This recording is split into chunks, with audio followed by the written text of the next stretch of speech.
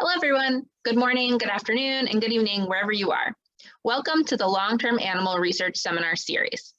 We finished this semester's set of seminars with talks from Elizabeth Speechley and Dr. Amanda Ridley. Because these talks are pre-recorded, I encourage you to reach out to our speakers on email or Twitter with any questions you may have.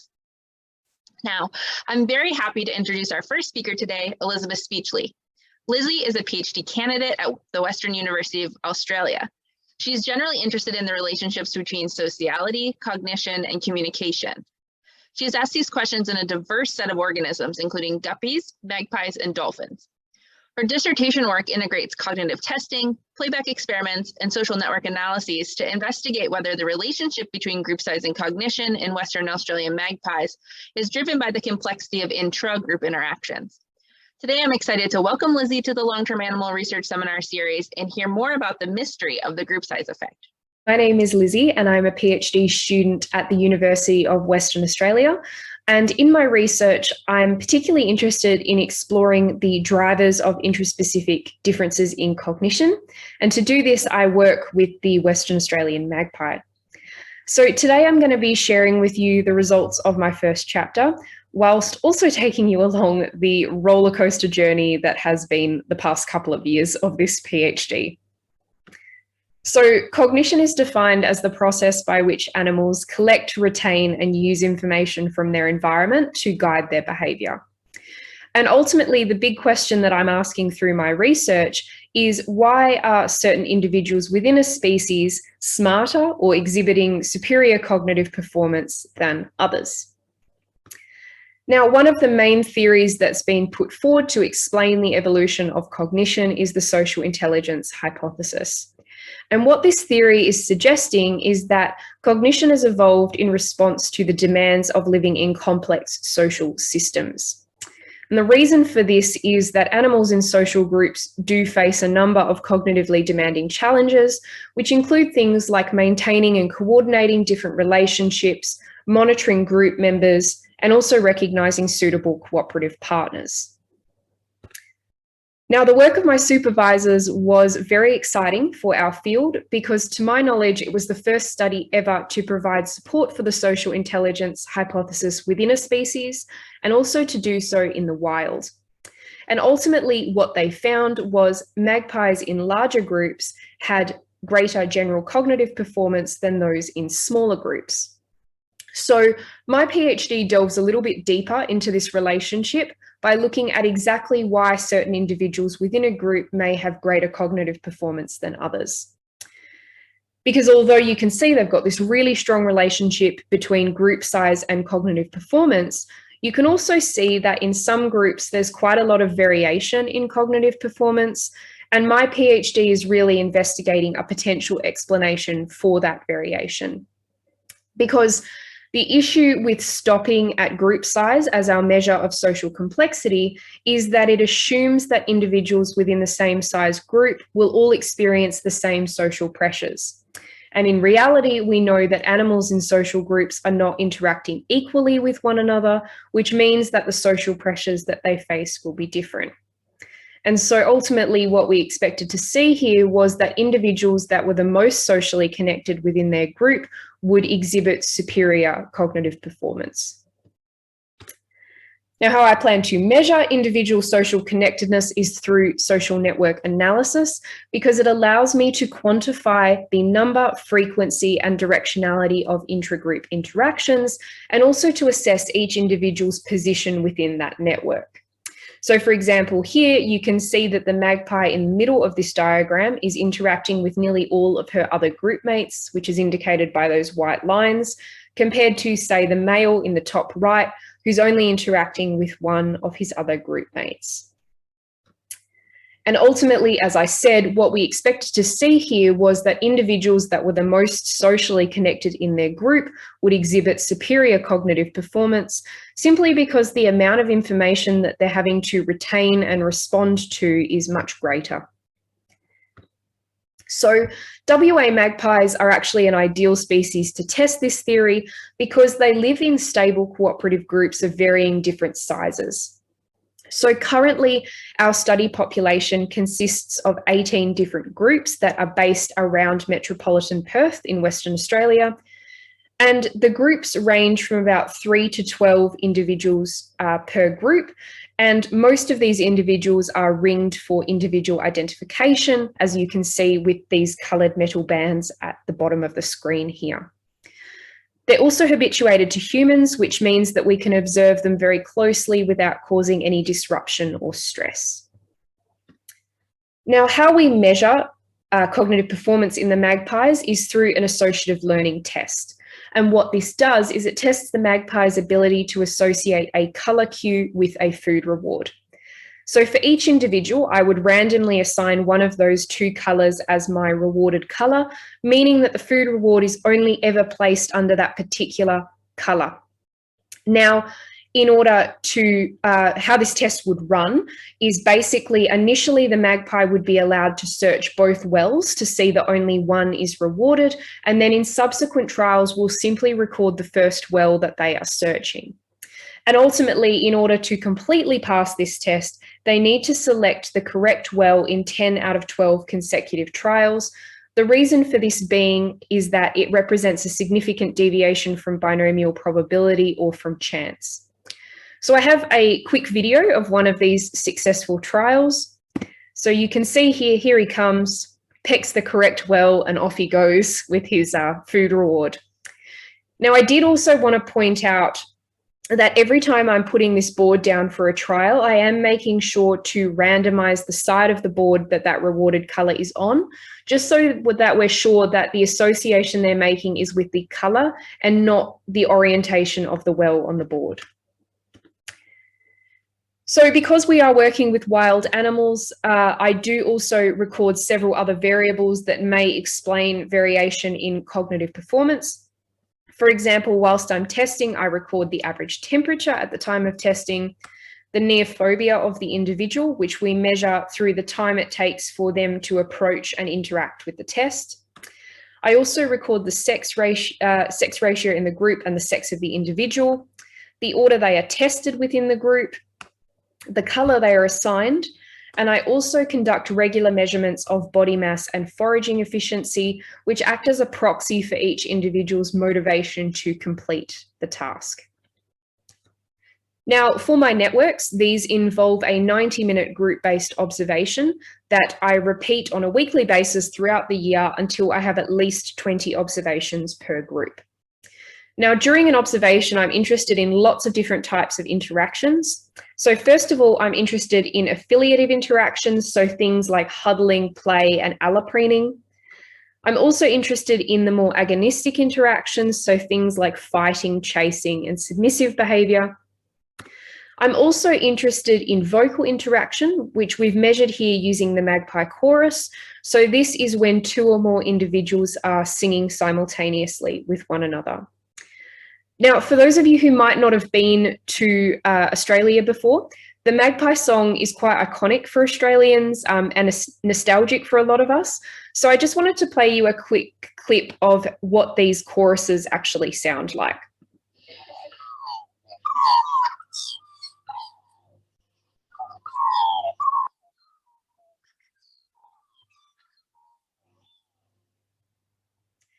Okay, so the last thing that I'm interested in terms of these networks and what I measure is physical proximity or distances between individuals, which I record as a group scan every 15 minutes.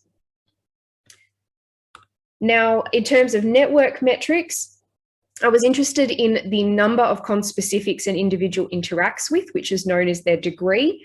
I was also interested in the frequency with which they are interacting, which is known as their strength. We did also have a group-based measure, which is called the coefficient of variation, which is effectively a measure of how differentiated or diverse relationships within a group were. And in all cases, we expected individuals with a higher degree and strength to perform the best in our cognitive tasks. And likewise, with the coefficient of variation, we expected groups that had more differentiated relationships to perform better as a whole in our cognitive tasks. Now, once I had finally collected all that information, I could analyse my results To do this, I used generalized linear mixed models to see if any of those network metrics, or indeed any of these other potential explanatory factors, were predicting individual cognitive performance. Once I'd done that, I then perform a model selection process whereby the terms are ranked according to their QICC values. Now, once I got my results, I was quite shocked and honestly a little bit terrified to see that there was no relationship with group size. So before I go on, I'm just going to spend a minute to go through the graphs, because every graph I show you from now on follows pretty much the same structure. So obviously, x-axis, we have group size ranging from small to large. And then on the y-axis, we have number of trials until pass.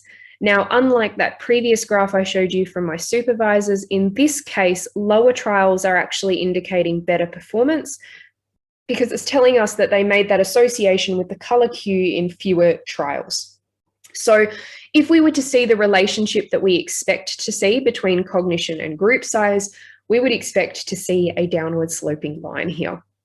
Now, obviously, I was surprised, because we know that my supervisor had already found that relationship between group size and cognition, not just in this species, but in this particular population.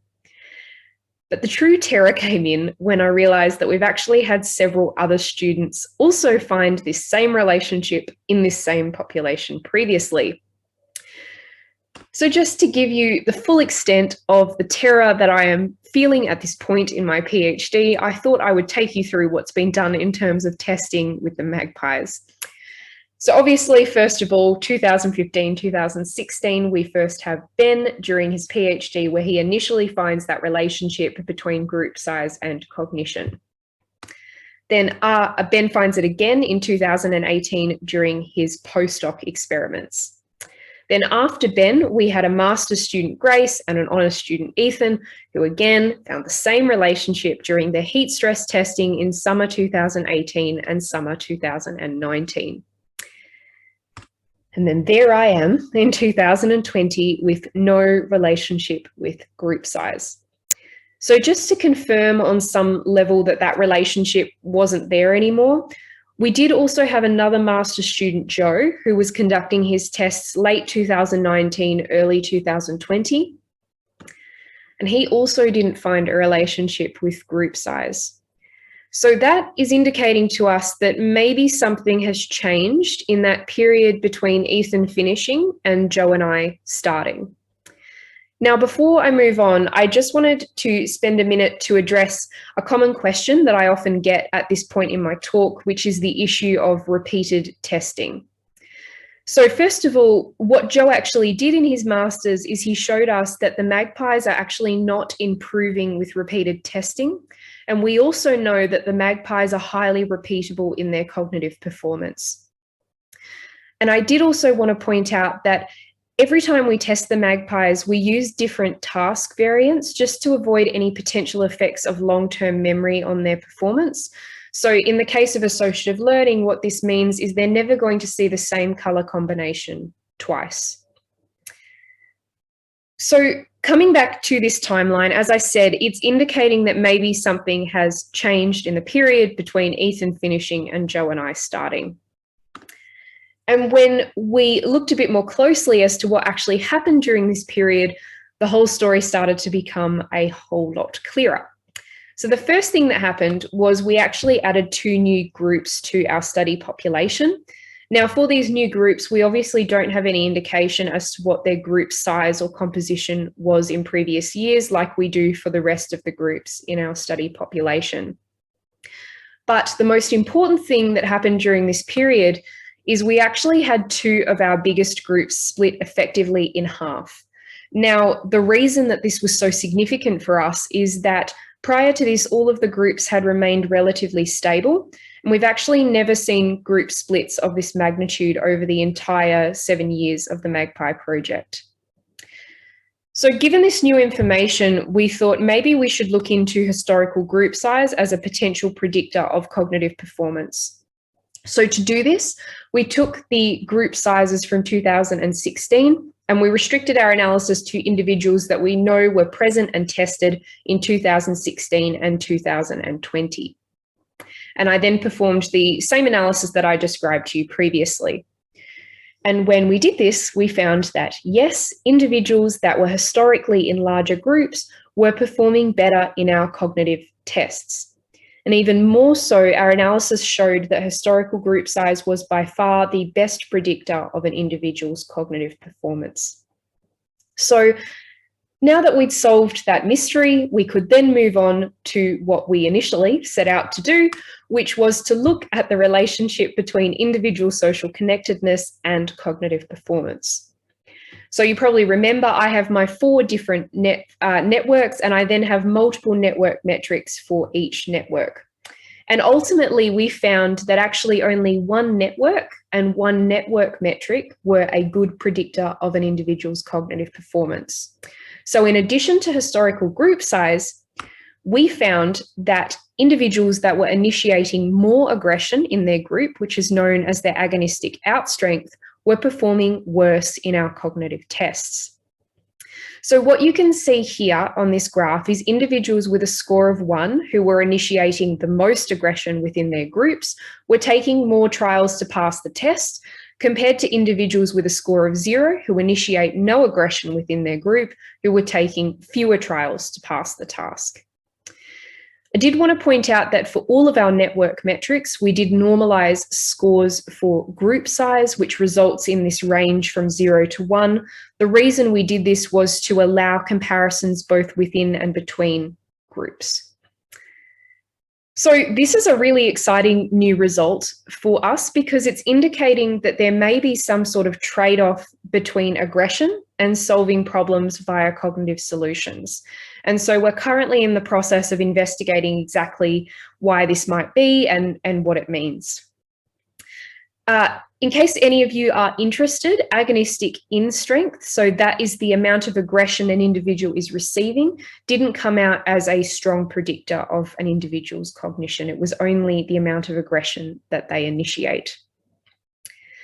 So to summarize, we found that an individual's cognitive performance is predicted by the historical group size, which may be a reflection of the size of the group that they are reared in and or the size of the group that they are spending the majority of their life in. And we also found that it was predicted by agonistic outstrength or the frequency of aggression they are initiating within their group.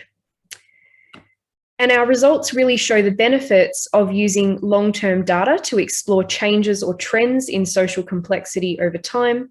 And our results also show the benefits of using measures of sociality based on intragroup interactions beyond just using group size. And ultimately, we wouldn't have detected any of these predictors of cognition if it wasn't for social network analysis and the long-term research that has gone into this iconic Australian bird species. So before I finish, I just have to say a huge thank you to my supervisors, colleague and field assistant, and to thank you all very much for listening. I'm so sorry I can't be there live, but I believe it's about 2 a.m. in Perth when you're listening to this.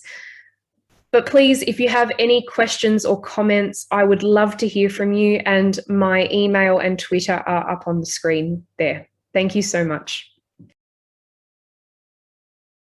Thank you, Lizzie, for a wonderful talk. Now I'm very pleased to introduce our second speaker, Dr. Amanda Ridley. Mandy is an associate professor of biological sciences at the University of Western Australia. She is also the chief investigator of both the Pied Babbler Research Project and the Western Magpie Project. Research in the Ridley Lab focuses on the causes and consequences of cooperative behavior using long-term data on several different bird species. She has investigated these questions by assessing many aspects of cooperative behavior, including how it varies within populations, the short and long-term consequences of helping, how to measure the cost of cooperation, and how sexual selection changes the costs and benefits of helping behaviors. Her work answers fundamental questions in ecology and evolution using integrative methods. And today I'm thrilled to hear her talk about 20 years of research on cooperation, conflict, and climate change. To get the chance to talk to you about my research all the way from Australia today and to talk about this wonderful academic journey. It's hard to believe it's been 20 years now, but it has, and my team and I have collected some amazing data along the way, which I hope to present some of it to you today. So the opening point I want to make is that this research I'm going to talk about today really represents the research of a lot of really inspiring students, postdocs and collaborators that I've worked with over the years. Certainly without the really inspired and motivated students in my lab, a lot less of this work would have been done.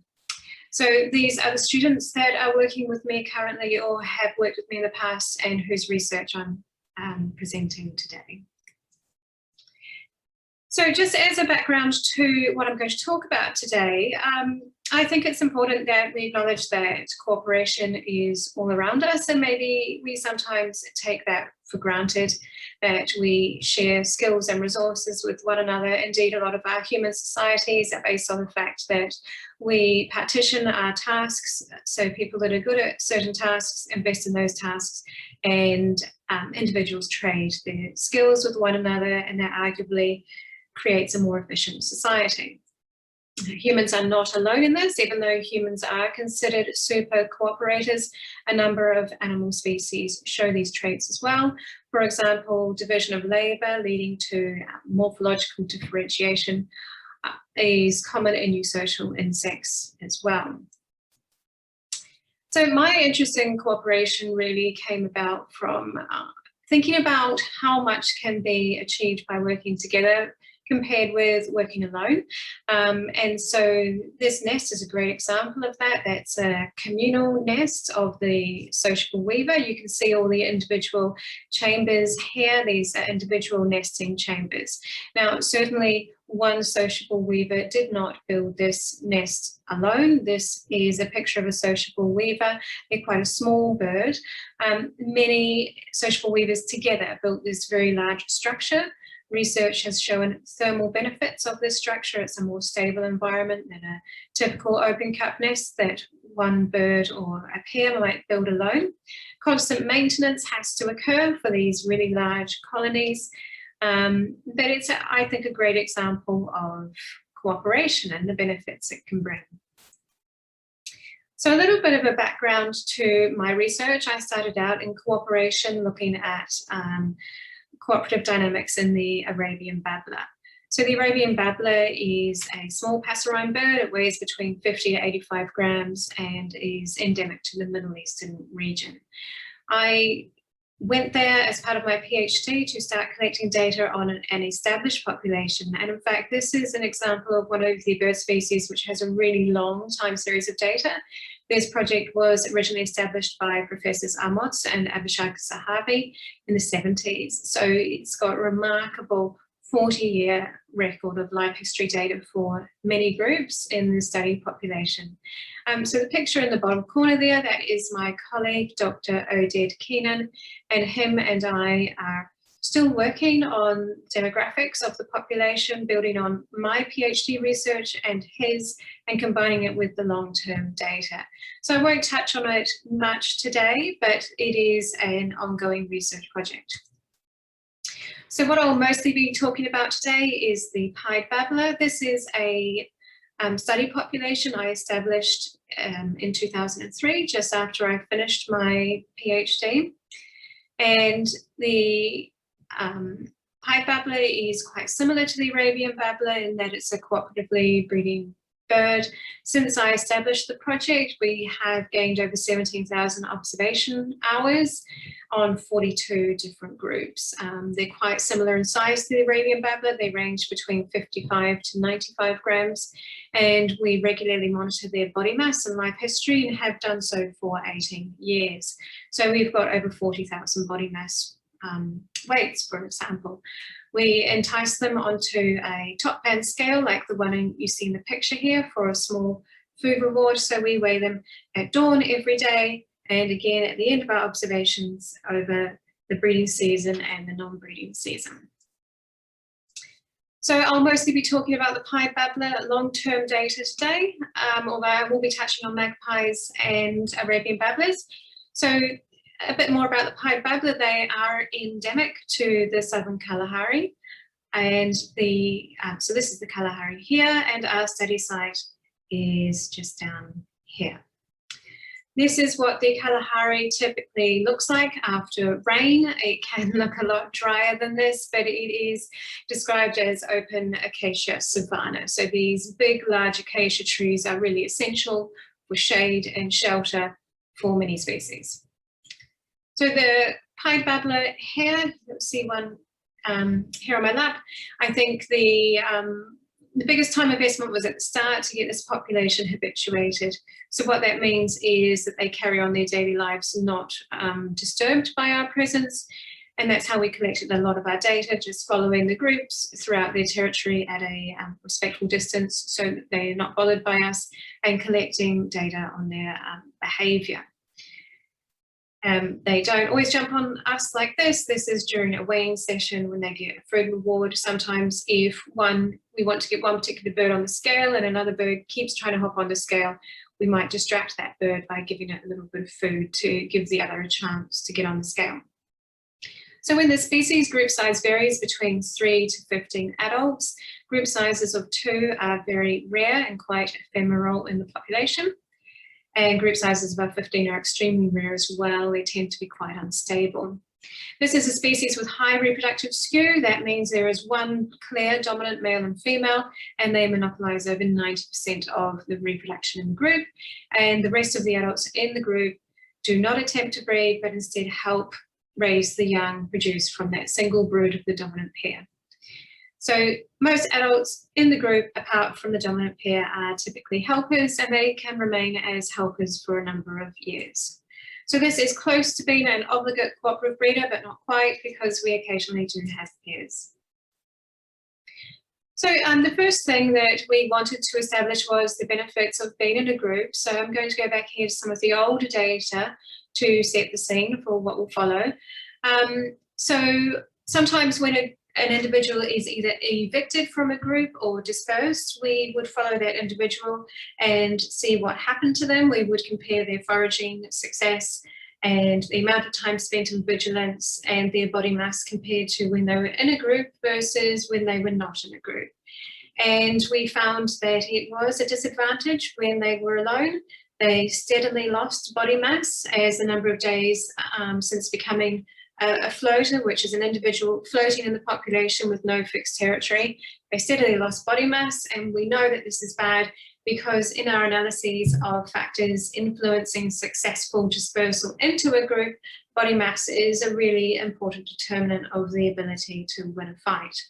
Also, these floaters, they spent less time foraging and more time vigilant because they didn't have that benefit of shared vigilance that they do in a group.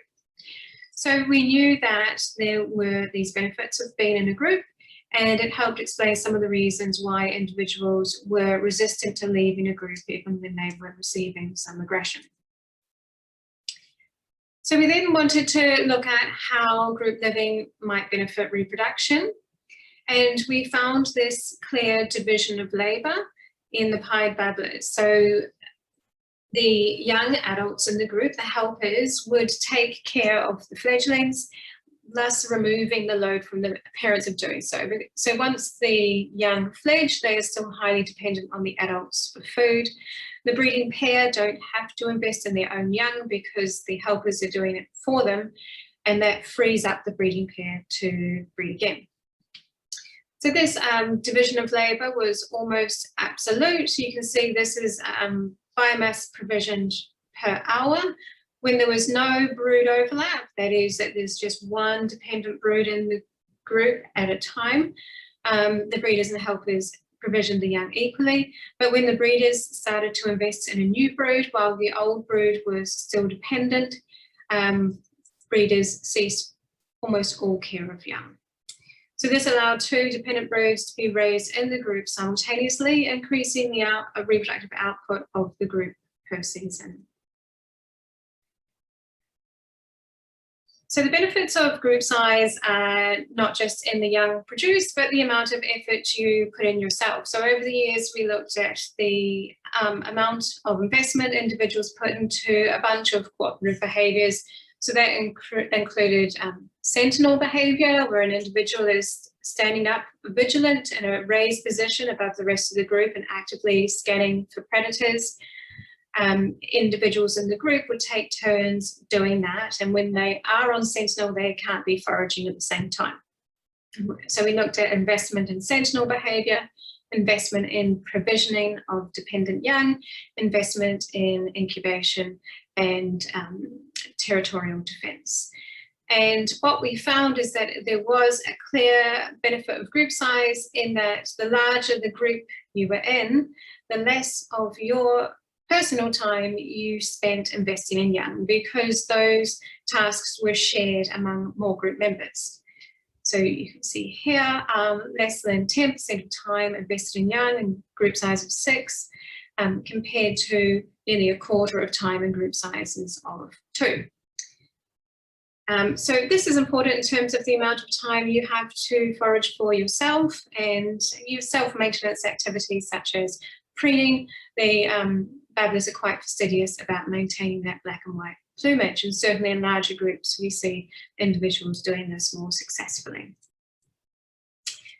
So more help has long-term benefits for the young. So in the previous slide, I said the benefit for you as an adult group member is you spend less time investing in young, but overall individuals in larger groups, even though the adults per adult are spending less time on the young, overall the young in larger groups are receiving more cumulative care than those in small groups.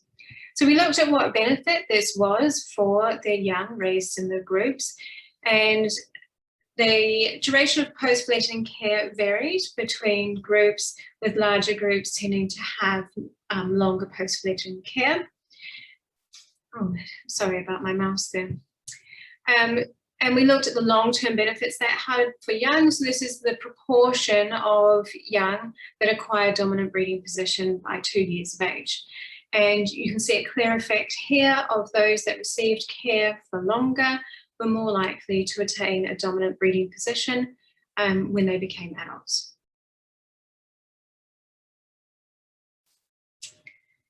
Now, even though all individuals in the group help, individuals seem to be sensitive to the fact that helping can be costly, and so the benefits of help are likely to vary according to the life history status of the individual. So if an individual sees an opportunity to disperse, you would expect it to invest less in helping behaviour in its current group, given it's about to leave its current group.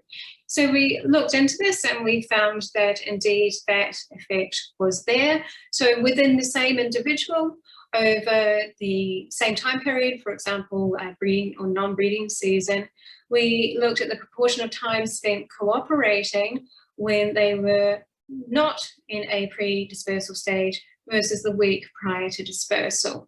And we found a clear effect there. When an individual was about to disperse, it must have presumably been assessing its options and investing less time in helping to raise young in its current group. And so this helps add weight to the argument that individuals are assessing the cost-benefit ratio of cooperation because cooperation is essentially costly. So after a number of years of research, we felt we were at a good position with so much data to try and understand the decisions to live in a group. And this is a chapter we wrote for a book that came out recently, where we combined our data over all the years of life history data that we had so far. And I guess the point that we wanted to make here is it's not absolute reproductive success or absolute aggression rate, because of course with the more individuals in a group, the more aggression will increase because there's simply more individuals. So the best rate to look at is aggression rate per individual in the group.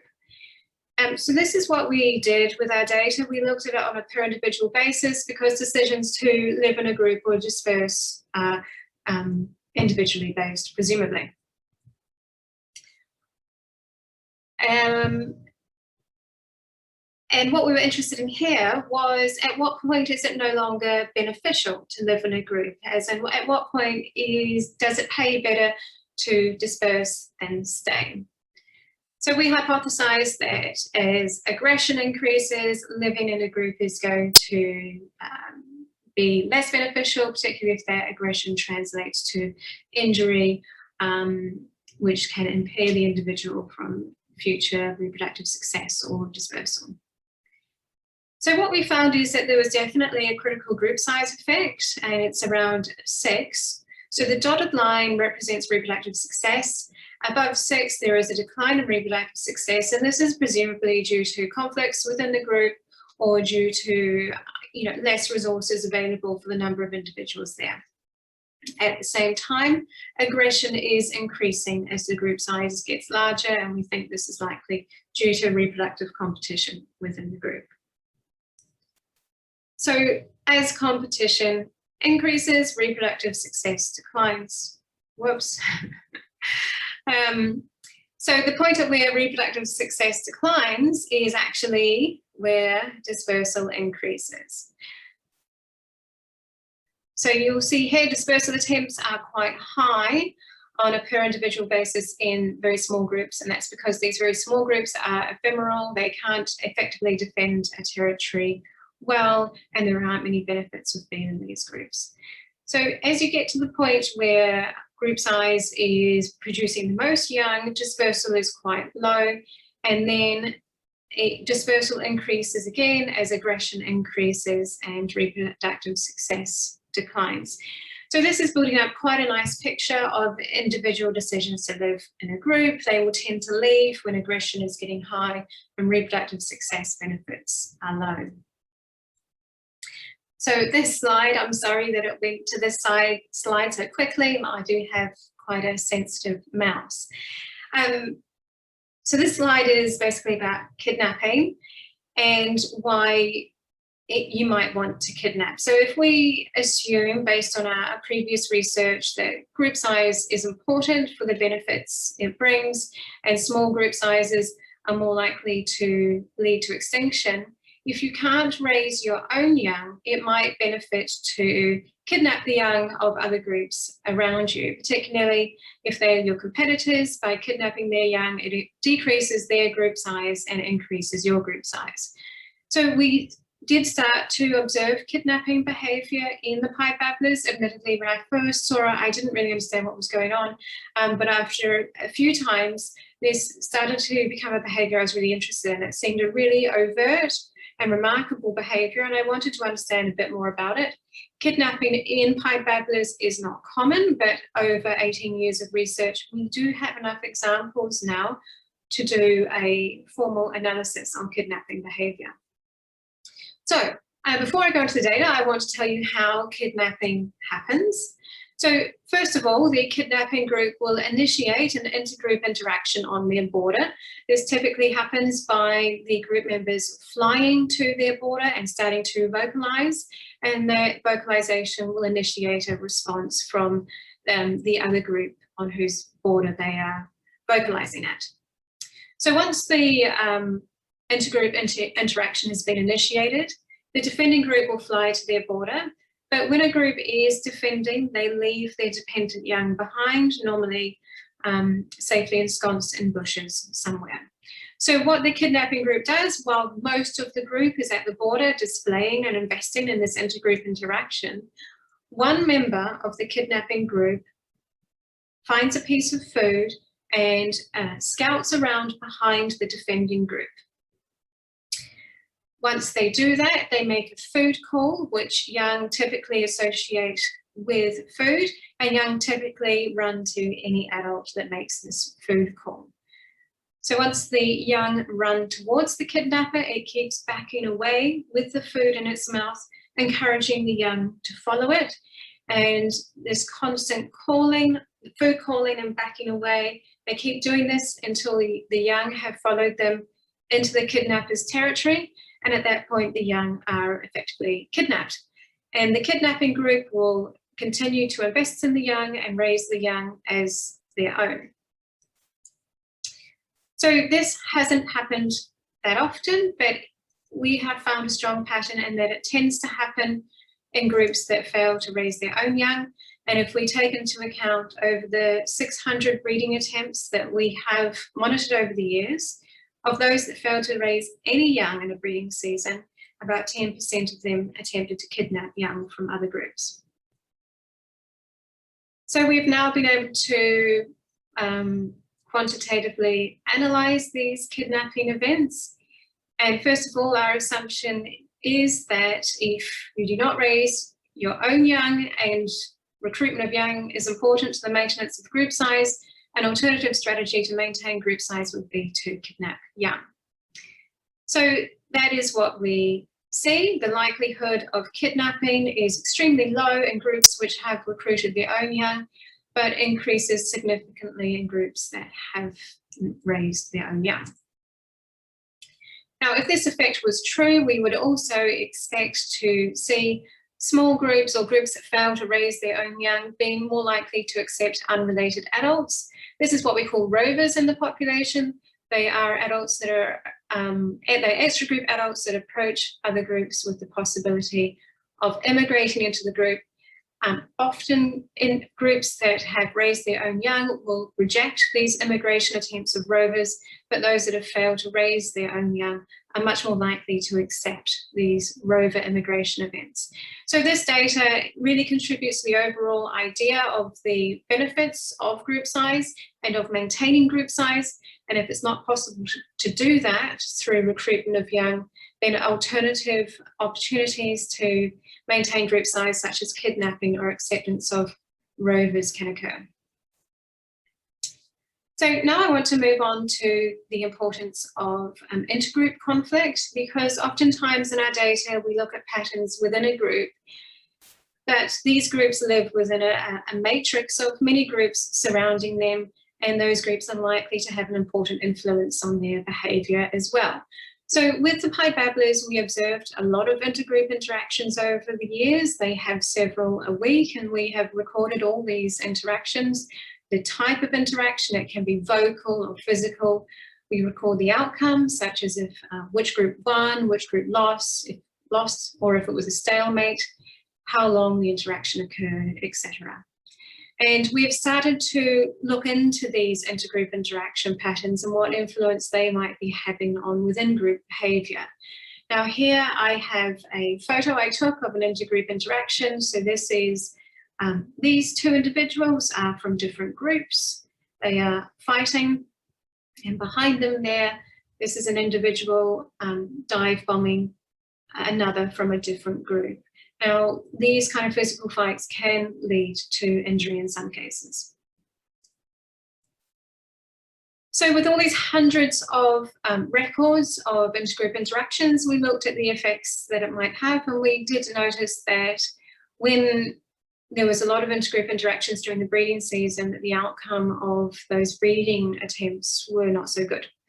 So we looked at this effect, and we found that indeed the number of intergroup interactions during the nesting period, which is the 2-week period, was a strong determinant of reproductive success. So here, those groups that successfully fledged young tended to, on average, only have 1 intergroup interaction during that 2-week period, compared to, on average, up to 4 for those groups that failed to fledge young. Now we wondered why this might be. We did put up nest cameras to figure out what was going on in the nests, and we saw things like this. And that is, once an individual has left the nest, either to feed or drink or invest in an intergroup interaction, other individuals are flying into the nest quietly and destroying the reproductive attempt by destroying the eggs. So we've looked further into these intergroup interactions, and I mentioned earlier that we do take body mass on a daily basis. And so we looked at the effect of territorial defence behaviours on body mass gain, and actually the result was a lot stronger than what we thought it would be. Here you have no intergroup interaction during the morning observation, sorry, this one, no intergroup interaction, versus intergroup interactions that morning. And you can see a really large difference in body mass gain per hour. So 1.2 grams on average gained per hour when there was no intergroup interaction that morning, compared with only 0.4 grams per hour. Body mass gain in the morning is really important because in the Kalahari it gets too hot to forage, usually before lunchtime. So they need this morning period to gain a lot of their weight during the day that they need to offset overnight body mass loss. So we also found that territory overlap was strongly defined by relatedness between groups, so that those groups that were related had a greater level of territorial overlap than groups that were not related. And the likelihood of a vocal intergroup interaction escalating into a physical interaction was strongly affected by relatedness. And so those groups that were neighbouring each other that were not related were much more likely to invest in a physical fight. So it definitely benefited groups to be overlapping with their kin in terms of body mass gain and reproductive success. So in summary, so far from the long-term Viability data, we have shown through multiple routes that group size appears to bring numerous benefits to both the adults and the young raised in those groups. It seems to be that individual behaviours can be explained by the cost-benefit ratio of group membership, and that does change over time. And they seem to conform to the Darwinian explanation of the evolution of cooperation, which is where the benefits of cooperation exceed the costs. Cooperation should be beneficial. So I want to go into a slightly different topic now, and that is the benefits of cooperation in terms of buffering the impact of climate change. There have been a number of papers that have come out recently about the benefits of cooperation, and those papers have hypothesized that cooperation either evolved in species or allowed species to establish in areas with highly variable climates. And that is because group living can buffer individuals from the variable conditions in these areas. For example, when you live in a group, you might be able to better defend access to important resources. You might have more stable reproductive rates because there are more individuals available to help raise the young. So given our data set, we thought that this would be a really great thing to test in the pied babblers. They're definitely in a highly variable environment. The Kalahari can have extremes of temperature and extreme droughts as well.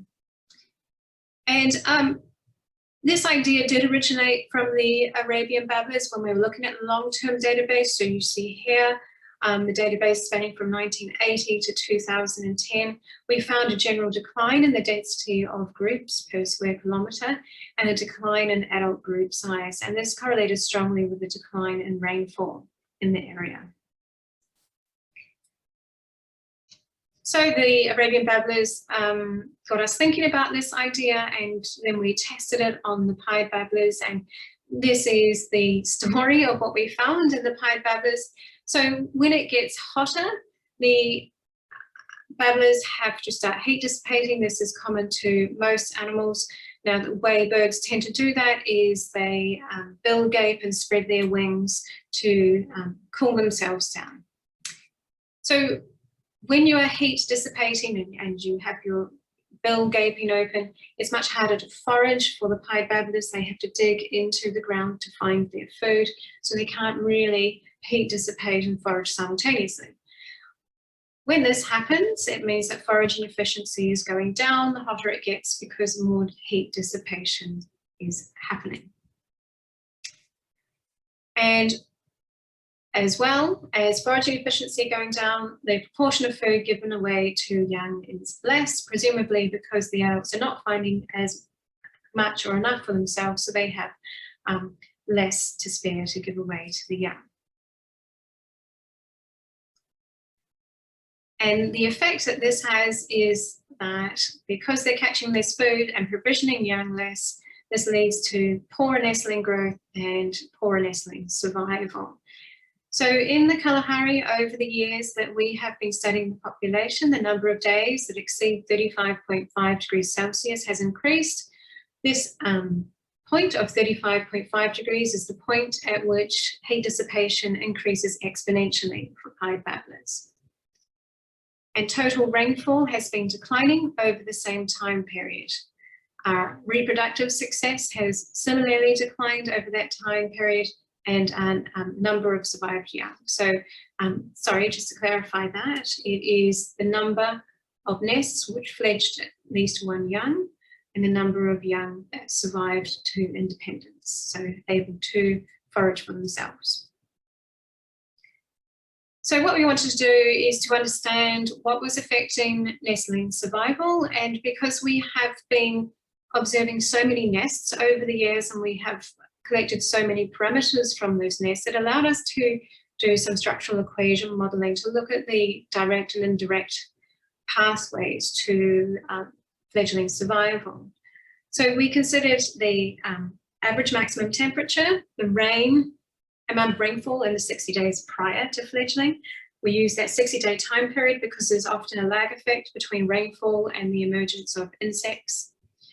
We use natal group size and brood size, and also the number of provisions to the nest per hour.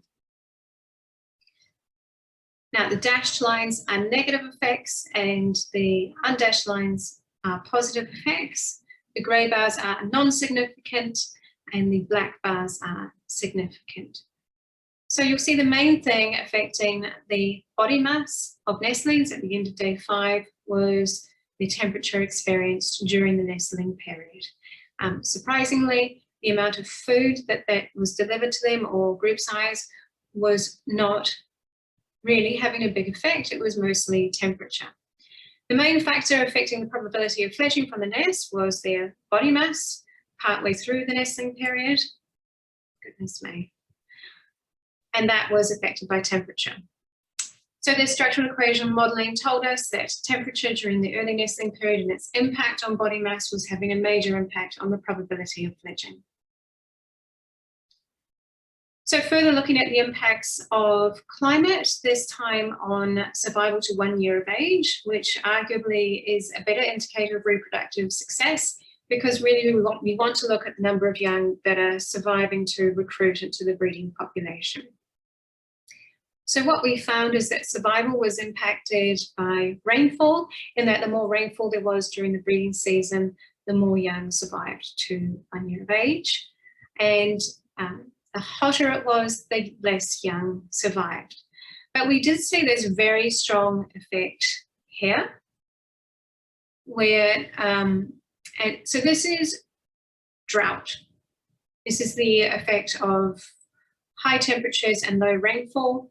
And we saw this really sharp decline in survival. So we knew that this was something we would have to look at carefully, because these extreme events do happen in the Kalahari and they are happening more often. We found the same effect for adults as well, in that these drought conditions led to a significant decline in the survival of adults between years.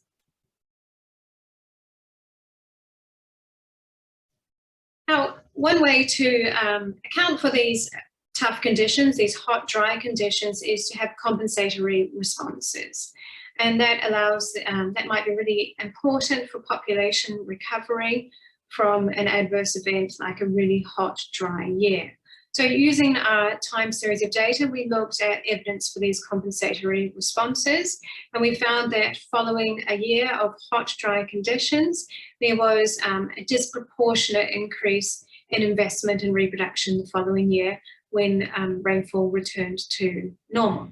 So the dashed line here is our drought conditions. So lines below that will be drought. So rainfall are the white bars, and the grey bars are the number of nests in the population.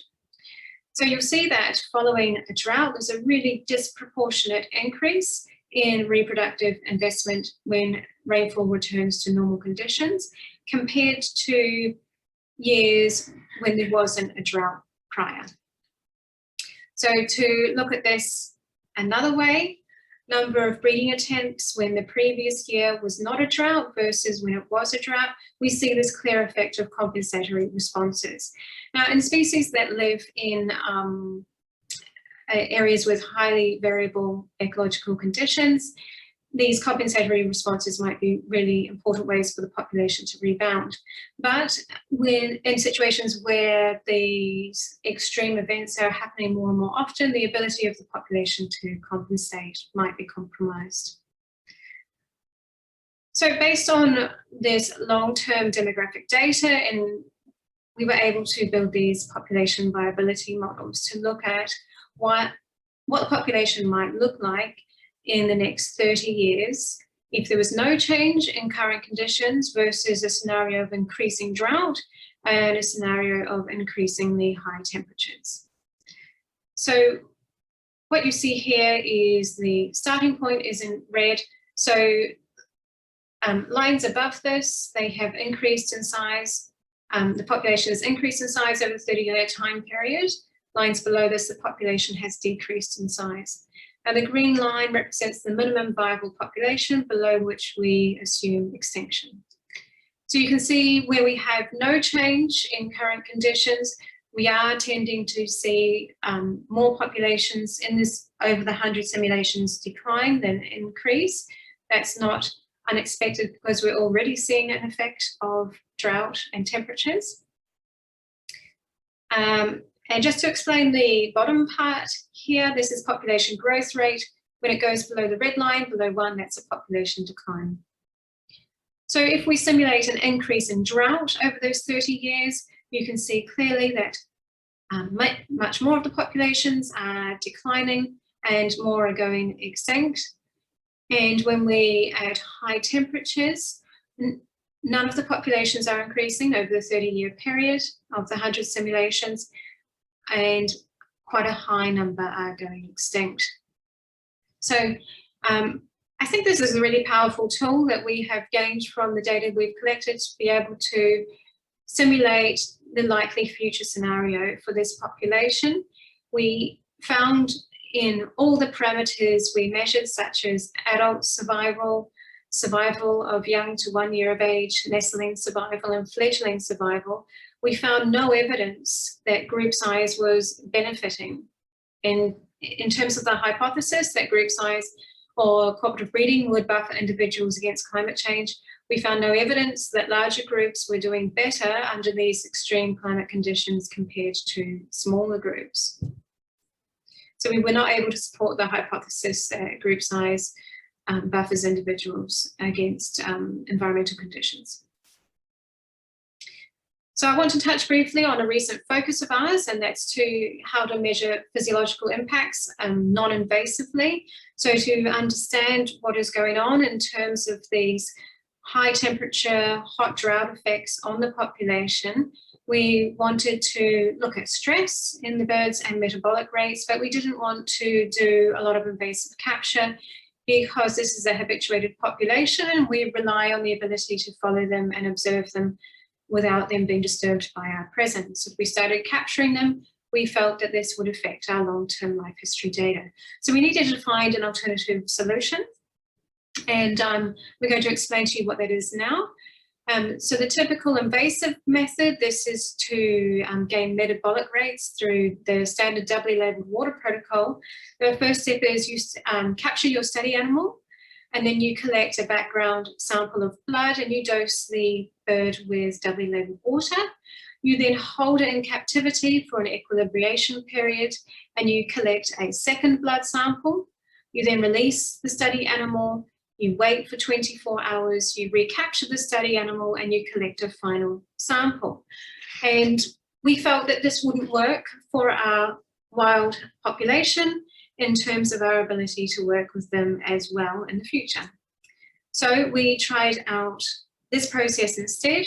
We located the study animal because they are habituated to us and we listen to their calls, we can find them fairly easily. We follow them and then we collect a background fecal sample that we put into a vial and preserve immediately. We then dose a food item, such as a mealworm, with doubly labeled water and give it to the bird to eat. We wait for an equilibration period. We're following this bird the whole time. We collect a second fecal sample. We wait 24 hours. We collect behaviour during that time so we can relate our physiological data, our metabolic rates, to the behaviour that they're investing in at the time, such as breeding versus non-breeding. And then we collect a final sample from the bird. So we validated this approach and it was very successful and we're very happy with it, and we've used this for our investigations into stress as well. And this is one of the outputs that we have found. So we found with the nestling data that there was a temperature breakpoint, and this temperature breakpoint is really vital to identify because it's the point at which most young die. So for our nestlings, when temperature in the nest exceeded on average 38 degrees, almost 100% of young were dying. And this accorded very well with the breakpoint we found in our fecal glucocorticoid metabolites. At 38 degrees, stress increased really fast compared to prior to this breakpoint. So the physiological data is helping to support our long-term data and has really provided us with nice insights into the population. Okay, so now I'm going to touch briefly on the Western Australian magpies. I'm not going to go into this much because shortly you're going to hear a talk from a PhD student of mine, and I don't want to overlap too much with her talk. So the Western Australian magpies are a study population that I established 9 years ago now, so they're not as long-term as the pied babblers. But some of these individuals were already ringed back in the 1990s. This is a long-lived bird. Some of the individuals in our population are 26 years old, and we know their date of birth. We know what groups they were in at the time. So in a classic cooperative breeding system like the pied babblers, which I've been talking to you about until now, you tend to have one male and female who are dominant. They breed and produce a brood, and all other adult group members help to raise that brood. This is what I call classic cooperative breeding. This is what the pied babbler does. This is what we call normal. Now, for the magpies, this is what they do. So all females in the group can potentially breed. So you will have multiple breeding pairs. Some of those will have no helpers. Some of those will have multiple helpers at their nests. Some will only have one. And there might be some adults in the population that are neither breeding nor helping. So this is what I call weird cooperative breeding. This was a little bit surprising to me when I started on the magpies. I guess I assumed they would just be like pied babblers, but they're not. So the Western Australian magpie is what I call a not normal cooperative breeder, and that is an interesting challenge. It sets up a new set of questions, and it can be productive, if a little frustrating initially. So what do we know already with the magpies? We know that they do cooperate, but only sometimes. 50% of those available did help young. When I say available, I mean they were not breeding themselves, so they were available to help others who were breeding. But that help was quite biased in that only 12% of active nests did receive care from helpers. Helpers tended to be more likely to help the fledglings, which were more likely to survive than the nestlings, but there was no increase in survival with the amount of help received from helpers. Aggressive behaviour towards the fledglings can be common, so rather than the really cooperative behaviour we see in pied babblers, we do see infanticide in the magpies, in that those we assume would be helpers do actually kill the young of their competitors. So what do we know about why do magpies live in groups? Well, not as much as pied babblers, that's for sure. So far we know there appears to be no breeding benefit of living in a group. There appears to be no territory size benefit. A master student of mine did an investigation into territory size and group size and found no relationship. It might be a benefit of territory defence. We are still collecting intergroup interaction data on that. And it might be extra group copulation defence. We are still doing the genetic studies on that. This is a bird species with the highest rate of extra group copulations in the world, in that 80% of young are not the young of the social father, they are the young of an extra group male. So we don't really know what's happening with the benefits of group size, but this is one of the things that we have found, and Lizzie will talk to you about this in a minute. We found that cognitive performance was linked to group size in the magpies, and this supported the social intelligence hypothesis. Now, that hypothesis suggests that the more social interactions you have, the greater selection on cognition. So we found this effect that, so general cognitive performance means that you solve a task faster. General cognitive performance was higher in individuals in larger groups than individuals in smaller groups. This original research was done by my PhD student at the time. He's now my collaborator running his own lab, Ben Ashton, but this group size effect has been replicated many times since. So we give the Magpies cognitive tasks and we, on an individual basis, and we monitor their performance. But again, I won't go into exactly how we do the cognition testing because I think Lizzie will touch on that in her talk shortly. So the problem with finding this result, so I'll just click back to it, is that this is a long-lived species and their group size right now is not necessarily their group size that they've had for the last 20 years. And so we considered this a considerable problem, that cognition is unlikely to be so plastic, it varies every year. And so we figured that the best way to test this would be to look at the ontogeny of cognition. And that is to look at the young born into groups and look at how their cognition develops, because we definitely know the size of the group that the young was born into. And this might be the best way to prove this relationship. So here I have the testing of the young over time. I've put here IQ for simplicity's sake, even though it's called cognition in animals. So we would test the fledglings from the large and small groups at the same time periods, and that's 100, 200, and 300 days post-fledgling. At 300 days, they are fully independent. So initially, at the first testing period, when we gave them the cognitive tasks, there wasn't any difference in cognitive performance between young and large and small groups. However, over time, we started to see a divergence. So by 200 days, individuals in small groups were not performing as well as individuals in large groups on the same cognitive tasks.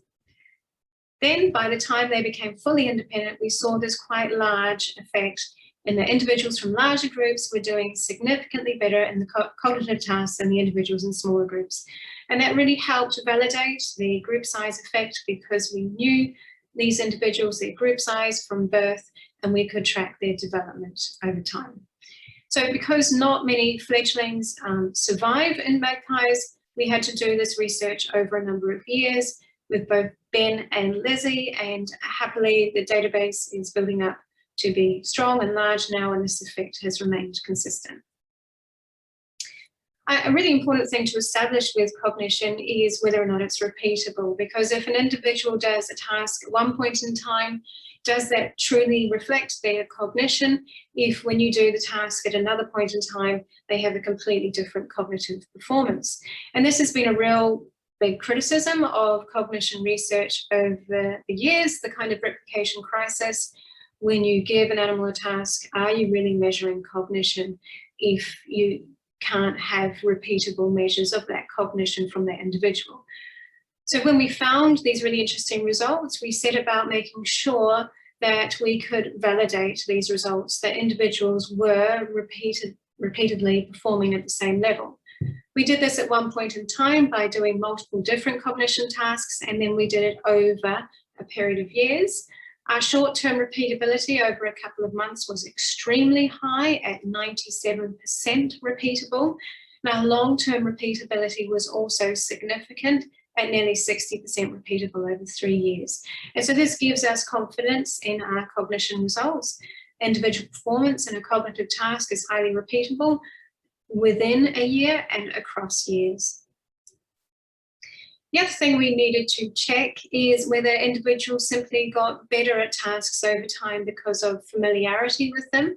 Even though we present they're causally identical, but they are visually distinct tasks, we needed to separate learning and neophobia from actual cognition.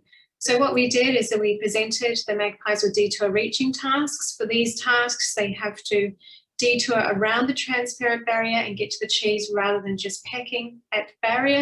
And the number of times they peck before they can detour around consistently is their measure of cognitive performance. So we gave individuals 3 variants of a task. You can see they have to detour around different ways to get the cheese. This one you go underneath, this one you go around the back, this one you go to, there's only one side you can access it from.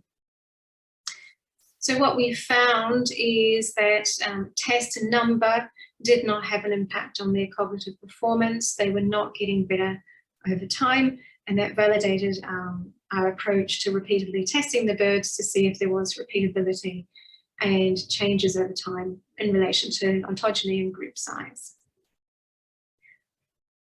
So we had this long-term database of life history for the magpies and cognition. We had repeatedly tested cognition over time, and we wanted to start applying it to changes in their environment like we were doing for the pied babblers with their demographic data.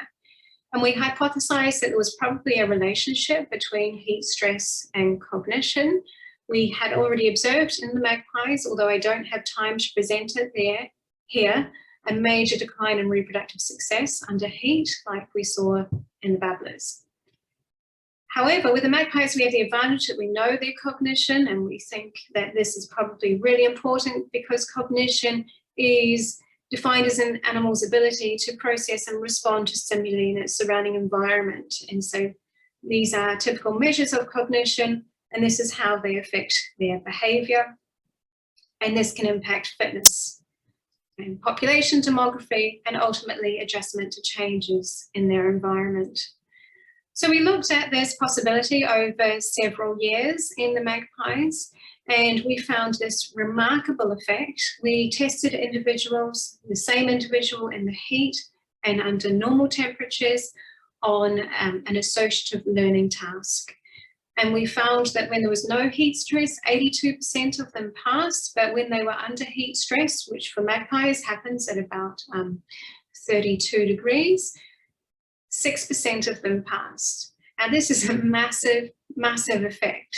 Probability of passing, you can see here visually, there was this break point at air temperature of about 32 degrees, beyond which cognition declined remarkably. So we did it in 2018 and 2019, and we're still doing these heat stress tests now. But why does it matter? Okay, individuals are affected by heat stress. We know that affects their reproduction, it affects the development of young. Now in the magpies, we know it affects their cognition. Why does it matter?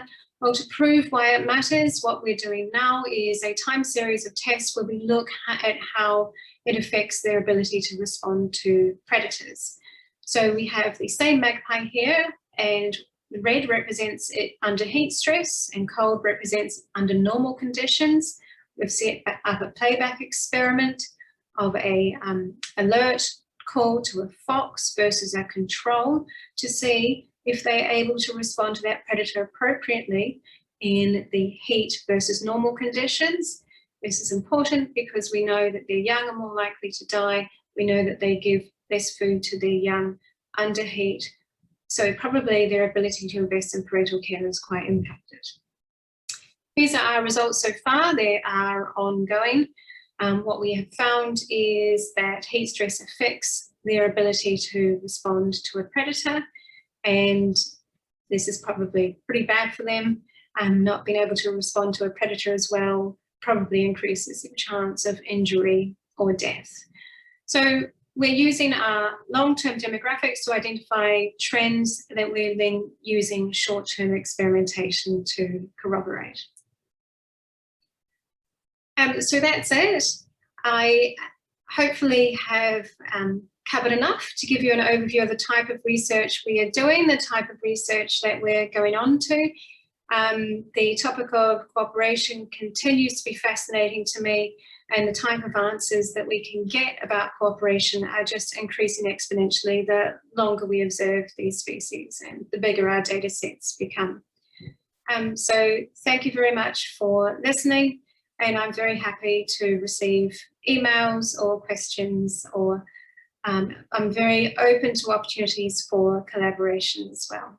Okay, thanks. Thanks, Mandy, for a wonderful talk, and thank you all out there for listening. I hope you have a great day or evening wherever you are. Bye-bye.